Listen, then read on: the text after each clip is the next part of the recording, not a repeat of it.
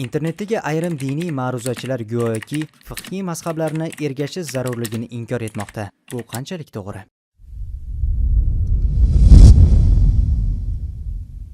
Bu o'ta xatarli va necha asrlardan beri Hanafiylik mazhabini mahkam tutib kelayotgan musulmonlarimizni birligiga rahna solishga qaratilgan buzg'unchi harakat hisoblanadi. Fiqhiy ulamolar hozirgi kunda 4 sunniy mazhab asoschilari kabi shar'iy dalillardan hukm chiqara oladigan mujtahid imomlar yo'q ekani sababli musulmonlar ushbu imomlardan biriga, ya'ni o'z yurtida keng tarqalgan mazhabga ergashishlari lozimligini e'tirof etadilar. Chunki oddiy musulmon Qur'on va hadisdan mustaqil shar'iy hukm chiqara olmaydi.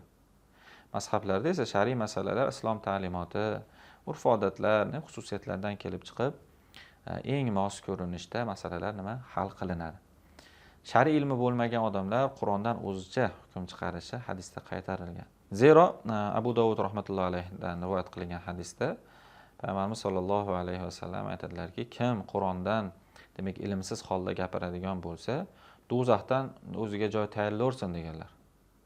Ya'ni Qur'ondan ilmsiz gapirishga hech kim haqqi yo'q. Balkim bu borada o'sha hamma ilmlarni mukammal o'rgangan mujtahidlargina gapira oladi. Va mujtahidlar esa ahli sunna val jamoada e'tirof qilingan mujtahid mutlaqlar, 4 mazhab asoschilari hisoblanadi. Va albatta bizning yurtlarimizda Hanafiy mazhabiga amal qilib kelinadi. Bizning ajdodlarimiz, bizning ulamolarimiz mana shu mazhabni o'zlariga tanlaganlar va Abu Hanifa rahmatullohi alayhi va kishini shogirdlari va Hanafiy mazhabi ulamolarini gaplarini olganlar.